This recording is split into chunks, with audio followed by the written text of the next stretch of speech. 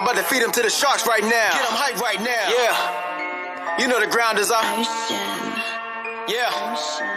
Everybody that trains, you know the game. Yeah. So let's get it. Slap it up, bump it, and roll. Hey. Yeah, that's the way that it goes. Ain't no better way to better yourself in this game. You're feeling the growth. That's time on the mat. We put in the work. Believe it ain't easy, I know. But we train for the love of the game, the love of the art. Now slap it up, bump it, let's roll.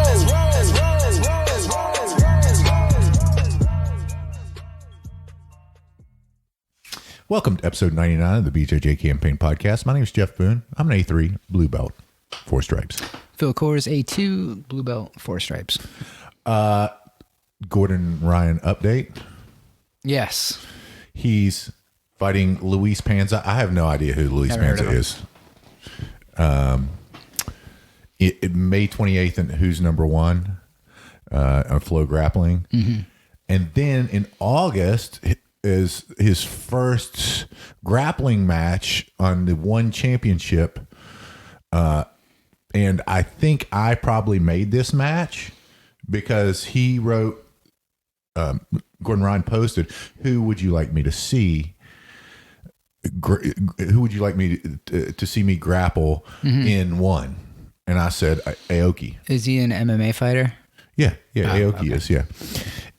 Because he's probably one of the better grapplers in One Championship. Yeah. So I'm pretty much taking credit for that. It's fair. Yeah, I mean, there was 1,000 other people on there that said other things, and maybe a few more that said Aoki, but I'm pretty sure if we check the records, I was first. Mm-hmm. So that's in August. Right. You can cover any of the relevant stuff. Huh? You can cover any of the relevant Gordon Ryan stuff that's happened. Like what? Yeah, the Half Guard DVD come out, ADCC 2017 DVD come out, a DVD. I'm putting out DVDs, and he is also DVD I'm putting. He was on Joe Rogan. Looks like they're reaching now. He's putting the DVD out on putting out DVDs. I mean, I really like it. I don't think it's worth that amount of money. But you've always got to take it that it's going to be 50% of whatever amount of money that it is, because at some point in time it's going to be 50% off. But 50% of the DVD is for you and 50% is for your partner.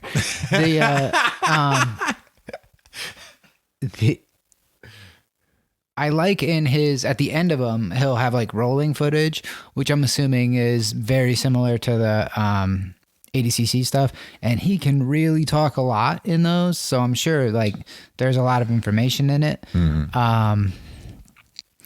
Wait, on the 2017 like ADCC, was that just, is he just breaking down the matches, or is that the video that from 2019 that didn't come out because Kynan and all those guys didn't want them to be seen getting their ass kicked by Gordon Ryan?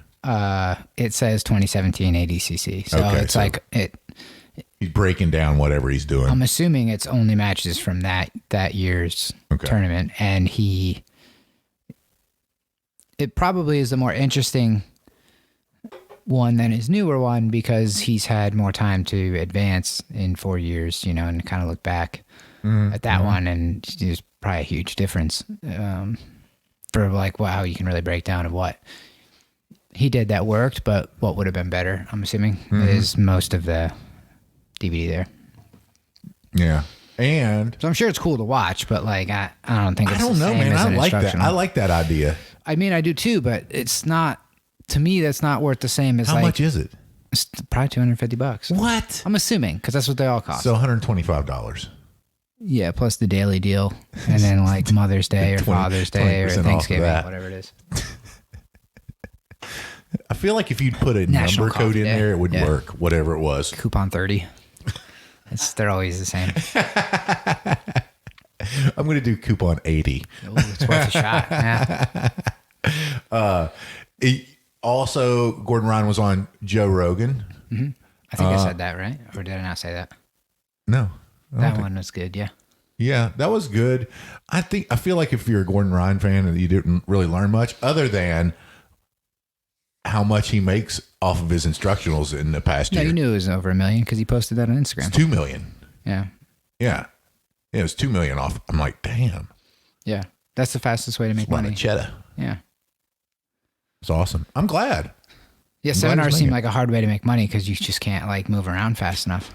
But dude, that seminar that I went down, Gibson Saul's place down in South Carolina, there was probably 250 people there, and it was like $90 for the seminar. So quick. Yeah, but that can't make him any money. $25,000. It's $25,000 for 3 hours. Yeah. That's not bad. Yeah, but if he does, you know, I mean, it's not my fee. I mean, I charge a little more, but right. I don't know, man. That's not bad. 25 grand. I mean, you figure like Craig Jones did 12 seminars like in 12 days. Mm-hmm. I mean, that's $200,000 or that's $300,000. Sorry. Sorry, Schluty. That messed up that math for you. Yeah. But again, and that's 12 days of doing something you're going to be doing anyway for 3 hours. I mean, I'm not obviously like that would be great. That's a lot of money. But like the DVDs is the way that you do it.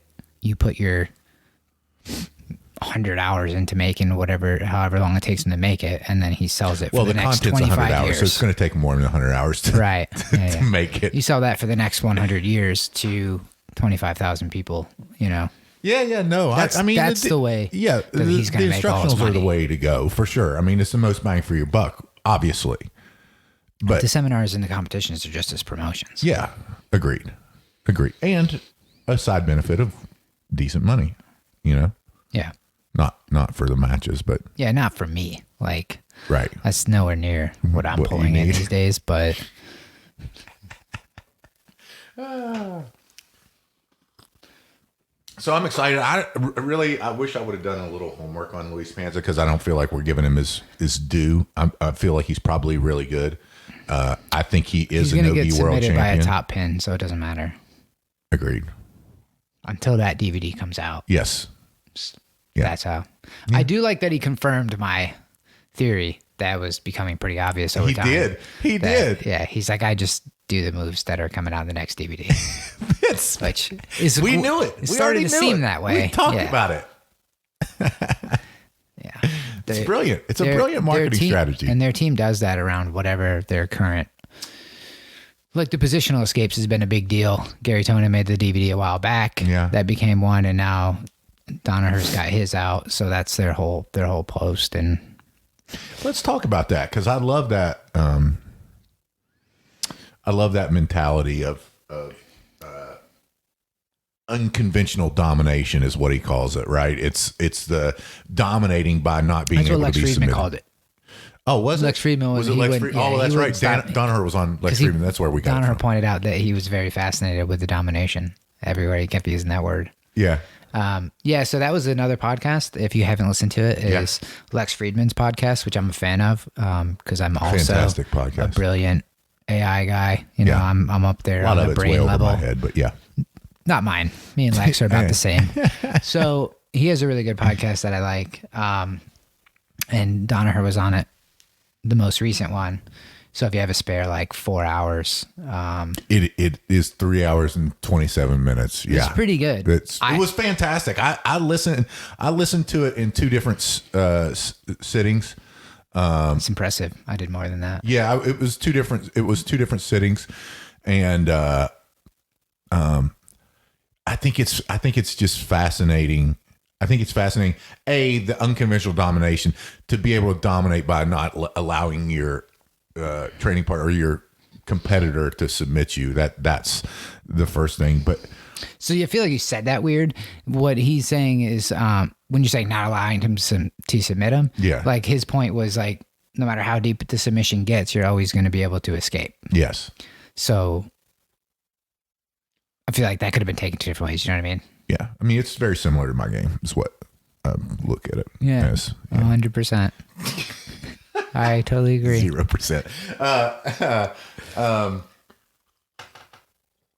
But I particularly enjoyed that. And then, being dangerous off of whatever counter and escape that you're doing immediately going into an attack. Yeah. That's something I've been working on recently is like trying to like escape and then right off the escape immediately transfer into a submission. Agreed. Yeah. Agreed. I think that's the way to go. Don't have it from all the positions yet, but looking for it all the time. So I was kidding because I gave you a really hard time right after watching the Gary Tonin video about you saying that. So I thought I was going to get some pushback there, but I didn't get it. I knew there was sarcasm afoot. All right. You've been trying to argue with me all day long. I have to get better Phil. with my setups. All day long. Yeah, I mean, it's kind of like your jiu-jitsu. I know. Your setups are trash. I gotta hide them. I gotta hide them better. But yeah, I thought it was a cool way to look at it because like when you're training with like a new person, and I mean, I think John said it on here or in class or whatever, but when he was talking, and he said, I have more confidence in the worst position than you're going to have in the best position. And that always stuck out. And it's like, yeah, if you're calm and, work your way out. Yeah, for sure. No, put yourself in bad positions. That's where you should be. That's where, and put yourself in the worst positions with the people who are the worst white belts so that you can see a way out of it. You can practice your way out of it and then move it up the chain, and make sure that it works. Make sure that, whatever it is that you're doing is not garbage. Yeah. Maybe start up the chain, work, and then work down. Like, okay. Like work it with somebody to get I guess if you have an idea of what you're trying to do, you can start that way. I don't think so. I think that, I don't know.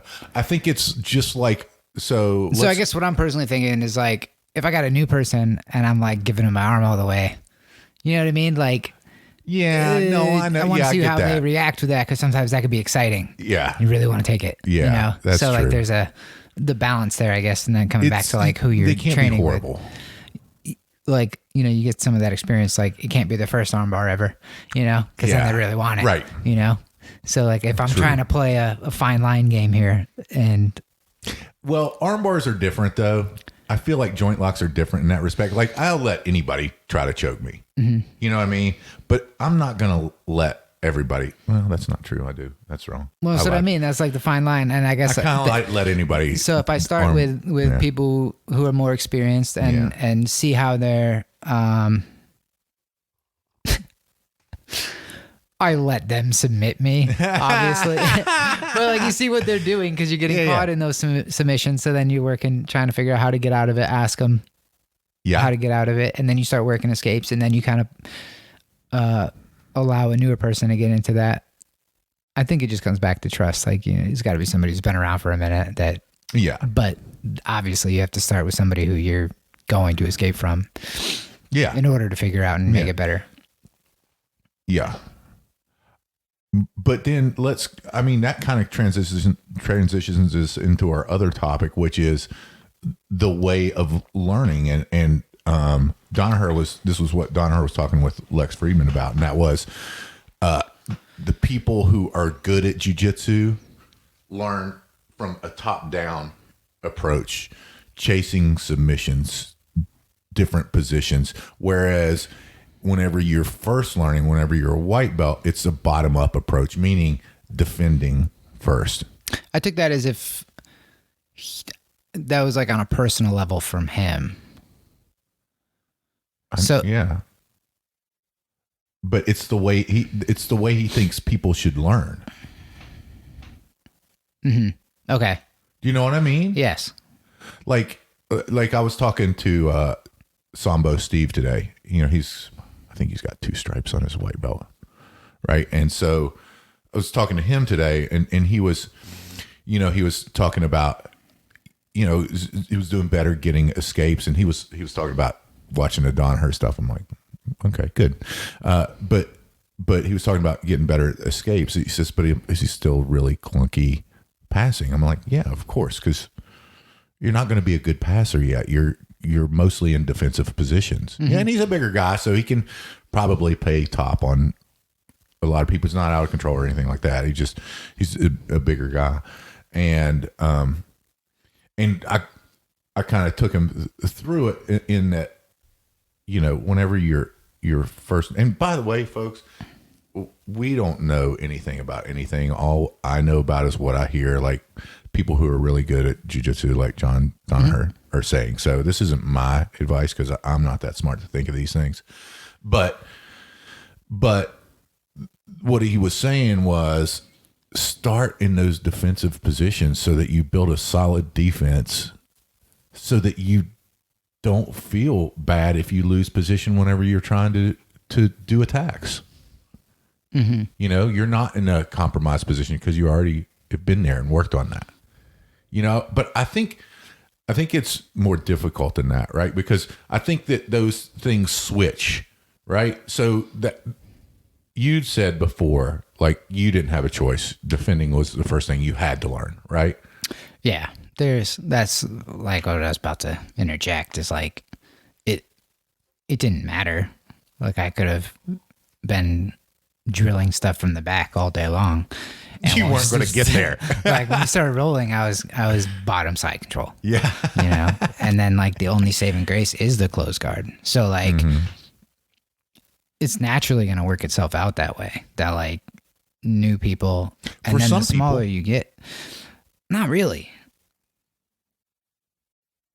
I mean, depending. For the majority of people, let's say. Yeah, it's going to come down to experience, and then like size and personality are going to be the next things. Like when two people that are both brand new or equal skill level are both determined to be on top, if one has 50 pounds, the bigger one's probably going to push the other one over. Correct. You know? So that bottom is going to be where you're going to start. So you like you're going to figure out what to do there because that's where you're going to be. And I could have drilled, you know, chokes from the back all day long and it wouldn't have mattered because if I can't get there, you know, that's not where you're starting. So but on the other hand, I also understand what he's saying. Like you can't really only just focus on that because nobody's going to do that. Like it's not that fun, you know, like that's not the exciting part of the sport. It's super necessary and has its place. Like, but dude, like imagine only doing that. It'd be really hard. Cause then you don't know what to do. I guess the other side of it is you don't know what to do when you get out. Like you get on top and you're just like, all right, now what? Yeah. You know, I guess that issue too. But if you can't be held down, you have the freedom, which is what I've been talking about. That I feel like has come up a lot more often now that I'm trying to be a lot more relaxed, rolling, lazy, or whatever you want to call it. Is like I'm trying to play with a guard. It's terrible. People are going to pass, but I've been trying to escape earlier and not Explain your philosophy. Tired of losing. That's right. One or the other. Not both. Yeah. It's a great philosophy. I think it's up there with the geniuses, and that was a Phil original. Yeah. But that's helped with, like, sometimes people are working really hard on doing a pass and then they, like a newer person has just totally let go and backed out. And I remember John like watched me do something like that once and was like, if you work that hard, you gotta like keep going. You gotta do something, like, man. Don't work that hard and then pull guard. Cause that's basically what I did. Like I fought for a pass. And then after, 30, 45 seconds of fighting hard, I just kind of accepted a sweep or something and just took bottom position and like locked up the bottom and locked up guard. And he's like, yeah, you know, like there's only so much you get to use. And that's what I'm trying to, so much gas in the tank, especially right now. I'm trying to pass along to other people is like, you do have to pick your spots on when you're going to work hard. Don't blow it for nothing. So you're tired or losing. Yeah. No, I think it's fantastic advice. Feels bad to like do everything you can and still be stuck. Yeah. You know, and then the opportunity arises and you're like, I can't do anything. Yeah. No, you're right, man. You're right. And I guess that has, it has its time and place in a competition or in a like self-defense street fight scenario, like when you can't really allow anyone to be on top of you. Obviously, that's a little bit different, but for sure, in your skill development thing, I think you're a little bit better off trying to find your spots, find your timing, and just figure out framing and other stuff. Yeah, and I like how he put 80% of your learning comes from how you learned for the last 3 years, and 20% comes from what you've learned in the last 3 weeks. I think that's what he said. Isn't that right? Wasn't? No, 3 weeks is way too short, and I think it's backwards. Was it 3 months? I think it was 3 or 6 months, and I think you flipped those numbers. Did I? I don't. Okay, well, it made sense to me at the time, whatever it was. Yeah. I feel like I'm right here. I feel like I'm right. Might be 3 months, though, not 3 weeks. I think you're backwards. I think his point was a majority of like your current game is going to be the stuff you've been doing for the last 3 to 6 months. And the rest of it's what you've been working on for the last 3 years, where you're filling in gaps with like autopilot stuff, and you're forcing like if you're working on the Kimura, like that's going to be the majority of your game, and the rest is your autopilot stuff. Yeah, that was how I took what you said. I thought it made sense when you said it. Yeah, I think it did too. And this is good news that he said in combat sports, it really only takes 5 years to master a discipline.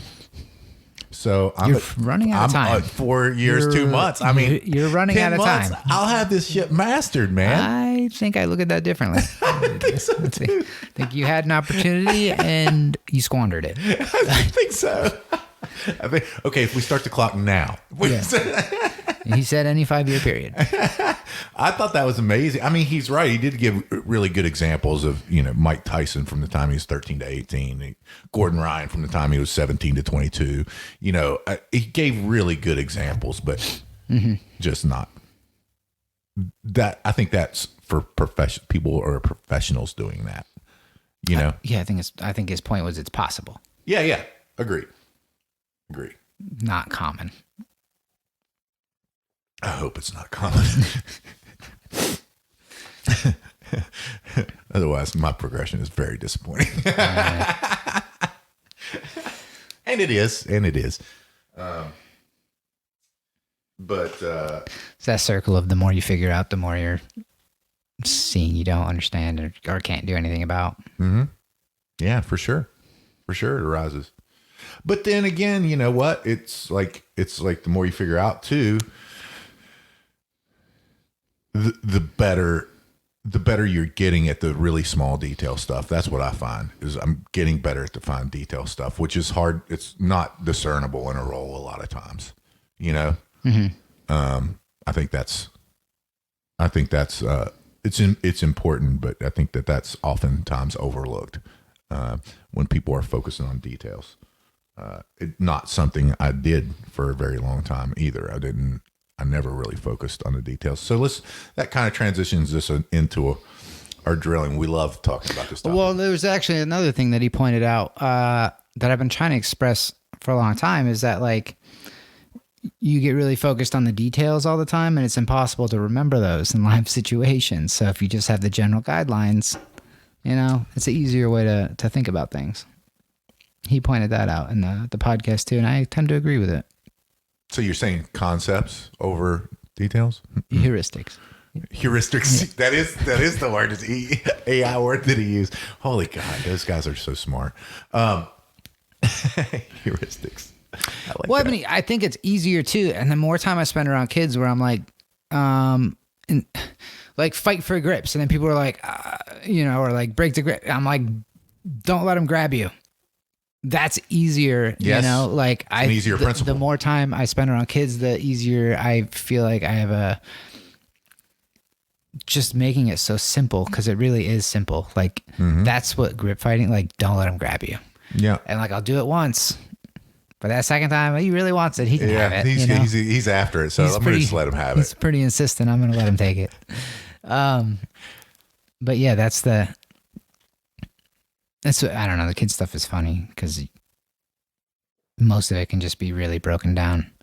And Terry had me roll with a couple of them yesterday, and it's so funny to watch how good some of them are if you're really trying not to use any muscle at all. And it's like if they get there first, then they get it, you know? Yes. I mean, one of them put me in that position I like to do all the time, from that like side control back kind of Kimura type position, like right away, and like transfer it over to an armbar. And like the only reason they didn't get it is because I'm sitting waiting to like block the leg, you know? Over, yeah. But like if I really put no muscle at all, like they have it, and I'm not even tense. Sure.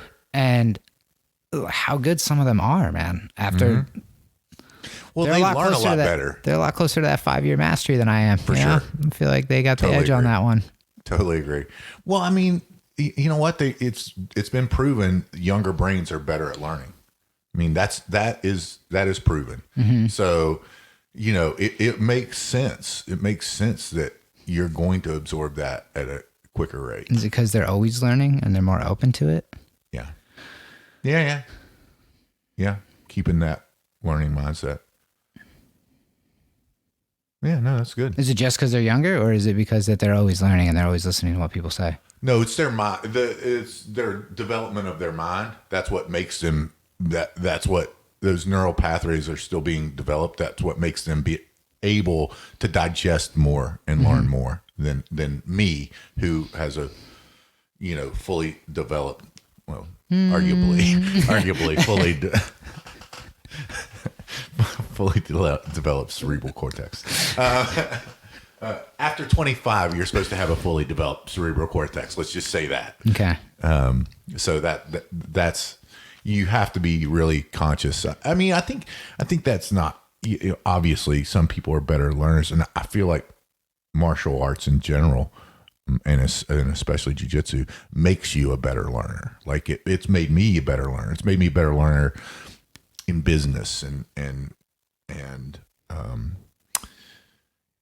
that learning mindset. It doesn't shut off with jiu-jitsu. You know what I mean?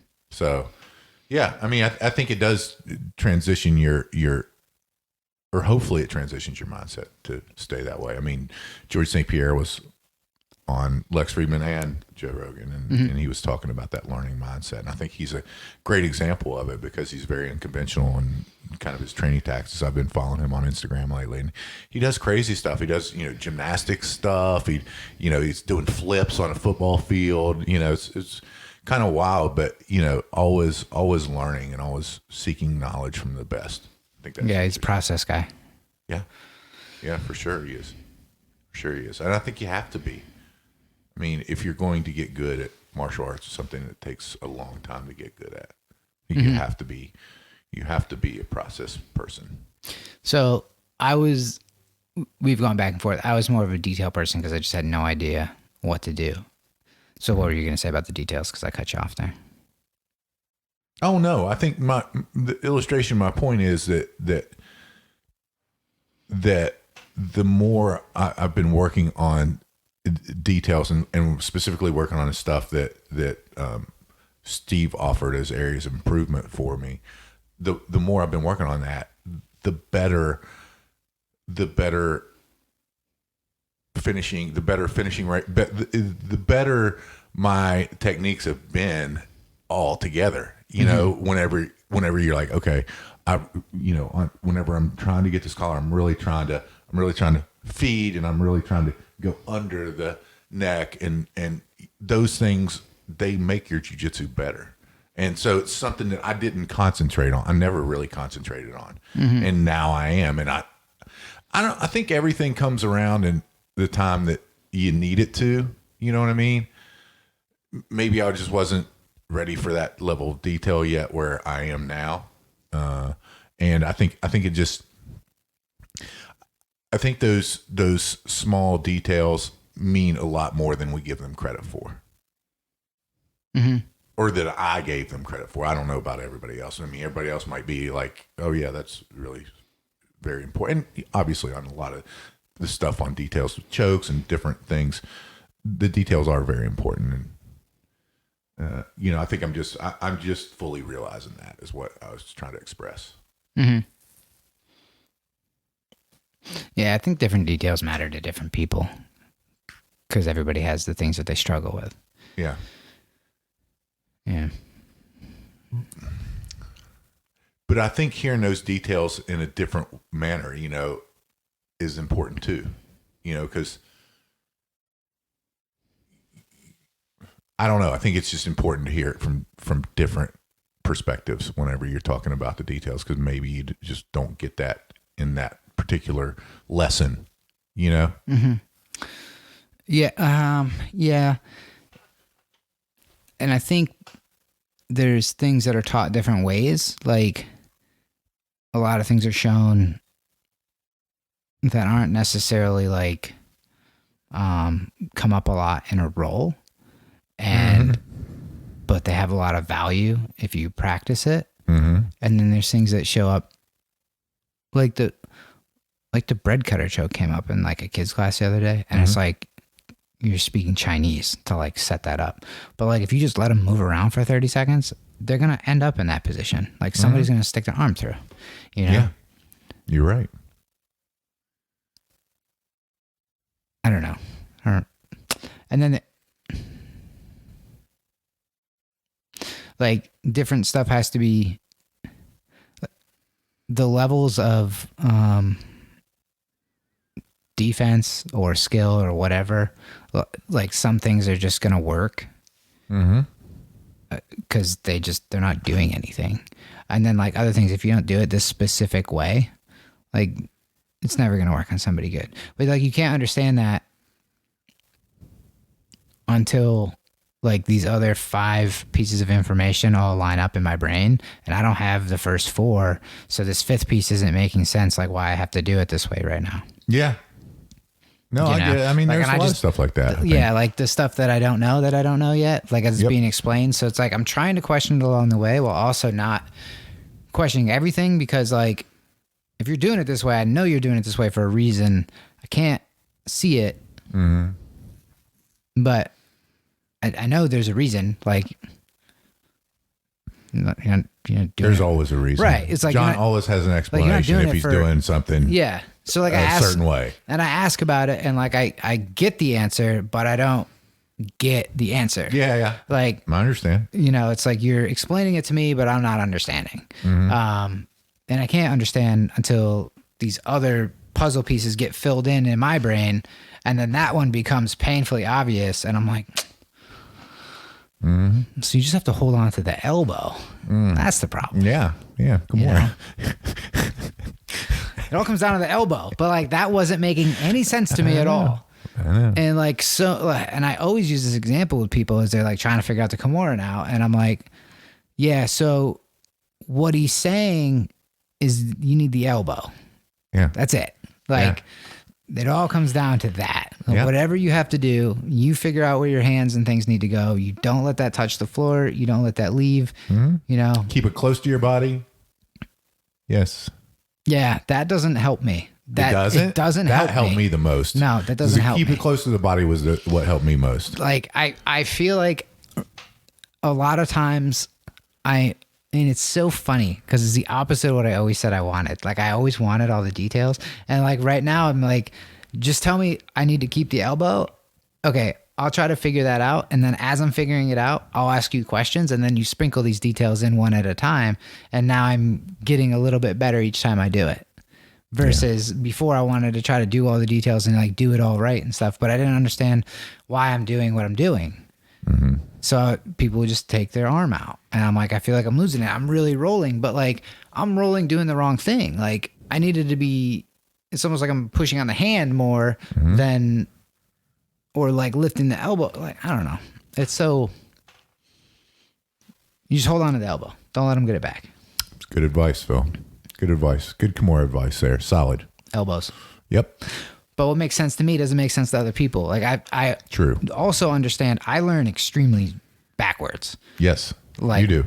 I don't know why, but everybody I talk to, I say it one way. It's because you put shit together backwards. Every time. Every time.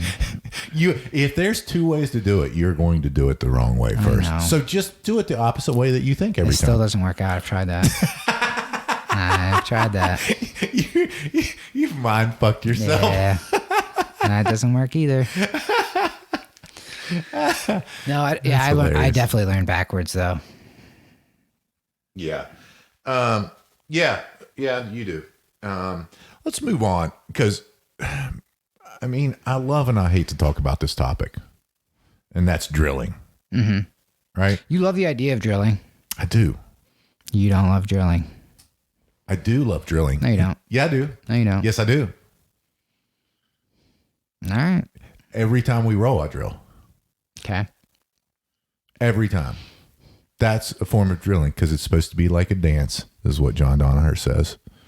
It's supposed to be like a dance in learning the positions. Mm-hmm. So in learning the positions, what are we doing whenever we're doing back stuff? We're drilling. Doesn't seem that way because we... Yeah, I mean, you tell yourself what you got to tell yourself. Phil, I'm not saying this. This isn't my knowledge. This is John Donaher, possibly the best mind in jiu-jitsu ever. I think you're once again hearing what you want to hear him say. That doesn't sound like me. And I'm hearing him say another thing. That doesn't sound like me. Mm-hmm. Doesn't sound like I would just configure it in my mind so that he's actually telling me what I'm doing is the right thing to do. Now, see, what's funny is he also says positional sparring is very important. That's like drilling. And what they do all the time. He pointed out that that's drilling. Positional sparring is drilling. Mm-hmm. Why do you think they're so good at EBI? Because they positionally sparred in all those positions that they're good at all the competitions because that's their main focus is winning all of those competitions. Oh, is that all it takes? So if our main focus is just winning all the competitions, we'll be way better at jiu-jitsu? At the competitions. Okay. I mean, if you're playing towards rule sets, I would imagine, yeah. They don't play towards rule sets.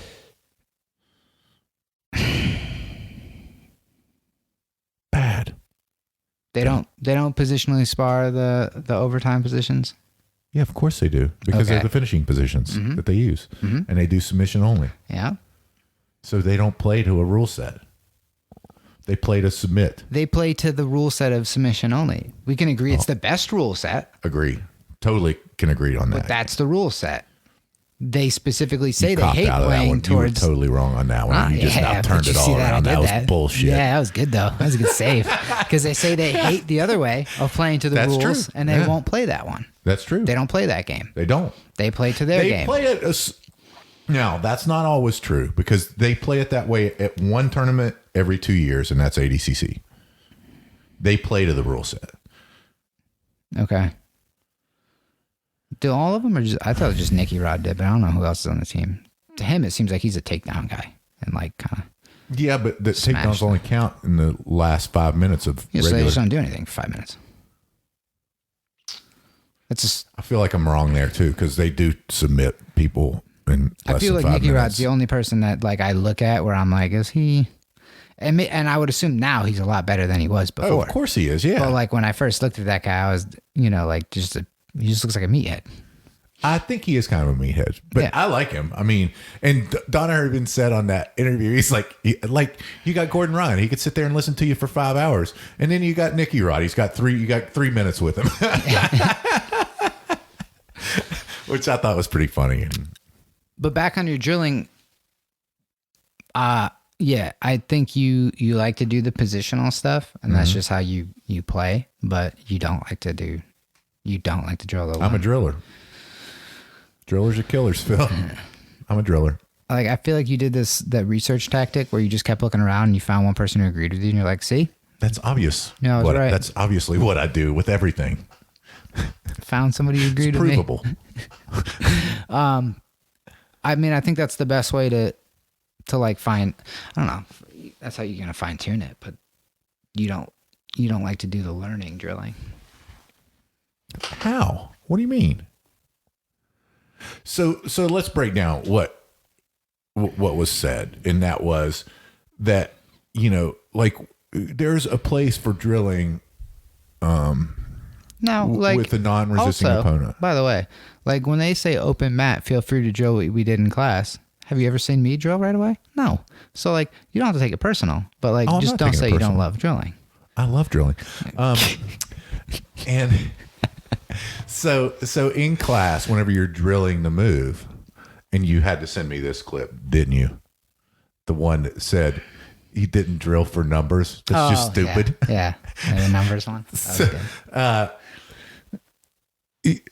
But you drill the whole time, right? In class, right? There's plenty of drilling in class, but he said that the focus shouldn't be on numbers, which I like to get a lot of reps in whenever I'm drilling in class, but I don't think that's at the sacrifice of not doing the technique properly. You know what I mean? I feel like what he said is, you and your partner, a good partner is going to give you active feedback on what is going on in the position. And I think that's something that, especially, that's why we do seminars together, because we give that feedback back well to each other. So I consider that drilling, and he was saying focus on the quality of the drilling and understanding the position whenever it's being taught. Yeah, and I feel like that's something we've always at least attempted to do, because there's a lot of times when I'm learning something for the first time, you'll point out I'm doing like 2 things wrong, and I've literally just said, I get it, but like I have to figure out this first part because I just don't get all of it. So like, I'll get it on the next one. And try to like one at a time improve things. I have to have my rough draft. Yeah. Like it's just, that's how the first couple of times I do something is terrible. And then I try to improve it over time. Agree. And I think that's a good point too, in that you can't be overly corrective, especially if somebody's newer. It's 1 or 2 things. Like if they're doing a Kimura, tell them to grab the elbow.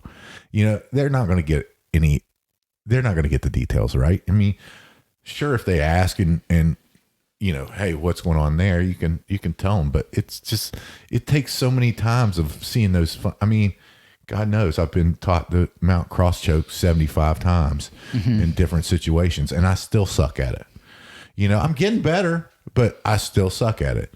And it's just taken me that long to kind of figure out the different steps of it that Hodger Gracie's so good at it, So I think you're right in that you can't, you need to give feedback, but you don't need to overly give feedback. You know what I mean? You got to know your audience. Yeah. Like if I'm drilling with Luke, I'm probably going to be looking for more feedback. Luke's one of our brown belts. I'm probably going to be looking for more feedback than I'm going to be giving feedback. You know what I mean? Yeah. Yeah. The only time with that I'll do something is if like I can very specifically remember John making a big deal out of one of the steps and it seems like it's missing. Yeah. That's like the only, it's never my feedback. Oh no, of course not. No, they're better than us. That's not unless it's like. Well, a good example is like one of the knife things that I had never seen before. He was trying to remember like which way to go, and he did like 3 or 4 one way, and then he did it the other way, and I was like, "That's the way." Like that hurts. Like that's the move. Yeah. Figuring shit out, but yeah. And I guess with the drilling too, because I've always struggled to figure out like what to drill. And yeah, through rolling or positional, because I'll do so much positional stuff every time I'm at open mat. Like I'm starting where I want to start, because nobody else cares. So I know. I just pick where I want to go. That's right. So I do a lot of positional stuff, which is kind of how I just figured things out. Just because like you're gonna just figure stuff out eventually. It's gonna click. But like for drilling, I've looked for like drills to do sometimes, and I'll have a hard time remembering them. And then thinking like, you know what I mean? Like I do know what you mean. And I actually had one that I wanted to stuff do, or things like that we've done a little bit. And mine was the side control. I think I sent that to you. The side, how he was moving from side control around to the back, around to side control and stuff like that. Yeah. I like those movements intrigue me. I like that. So I guess those would be more movement drills, and like we're not going to drill a static position so much unless it's something like totally new, like some sort of sweep or something. But like Luke had a good he's had a couple interesting drills that he's brought up recently.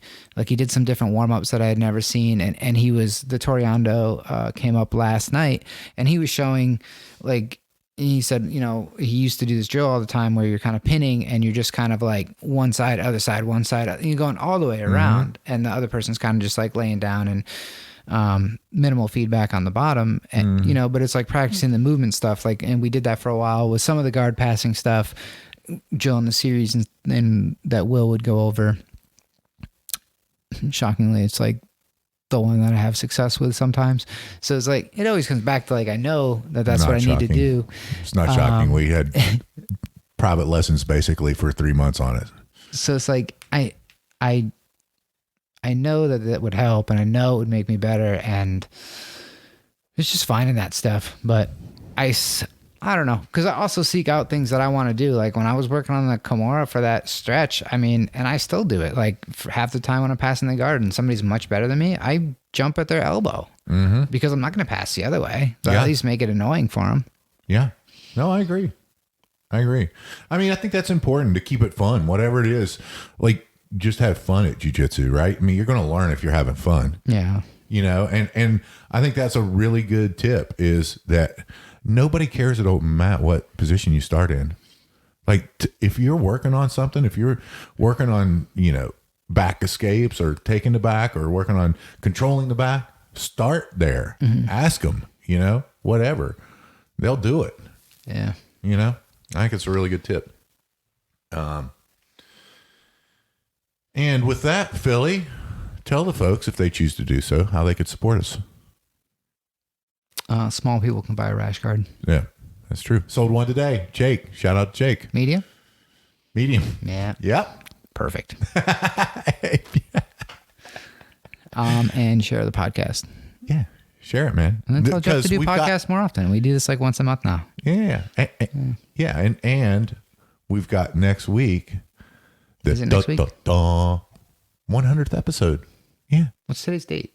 It's the 15th, 20 seconds next week. That's what we're doing. All right. Yeah. Yeah. So star-studded cast for that podcast. Maybe. Very star-studded. I'm excited. Me too. And if you're not out there doing something each and every day to make yourself better, get out there and do it. Phil and I choose jiu-jitsu. We hope you do too.